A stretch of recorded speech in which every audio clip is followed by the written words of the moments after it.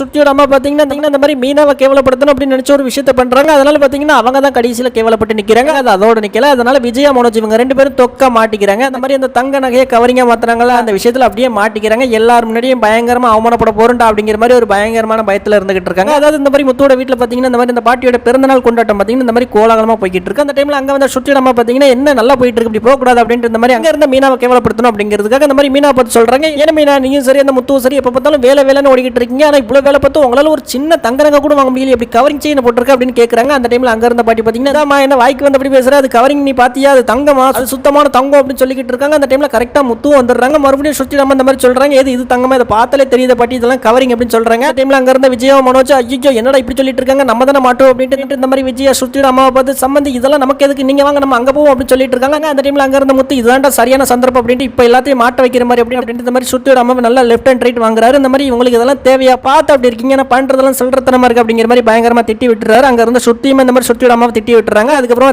என்னடா இப்படி கேவலப்படுத்திட்டாங்க அப்படின்னு அவங்க இருந்துகிட்டு இருக்கும்போது மறுபடியும் முத்து சொல்றாரு, இப்போ என்ன இது தங்கமா தகரமானு உங்களுக்கு தெரியும் அவ்வளவுதானே, மீனா அந்த நகை கலத்து இது தங்கமா கவரிங்க அப்படின்ட்டு இப்ப செக் பண்ணிடுவோம். அது கவரிங்கா இருந்துச்சு அப்படின்னா அது நம்ம அம்மாக்கு தான் அவமானம், ஏன்னா இந்த நகை இவ்வளவு நாள் நம்ம அம்மாட்ட தான் இருந்துச்சு. ஸோ அவங்க தான் அந்த நகை ஏதாவது பண்ணியிருப்பாங்க. இல்ல அவங்க மட்டும் இல்ல, கூடவே இந்த மனோஜ் பையில ஏதாவது பண்ணிருப்பா அப்படின்னு தான் அர்த்தம். ஃபர்ஸ்ட் அது செக் பண்ணிடுவோம், அதை கலெக்ட் அப்படின்னு சொல்லிக்கிட்டு இருக்காரு. அவர் அப்படி சொல்லியுமே அங்க இருந்த விஜயாக்கு மனோஜுக்கு அப்படியே வேர்த்து ஊத்துது, மாட்டினண்டா வச்சாண்டா ஆப்பு அப்படிங்கிற மாதிரி பாக்குறாங்க.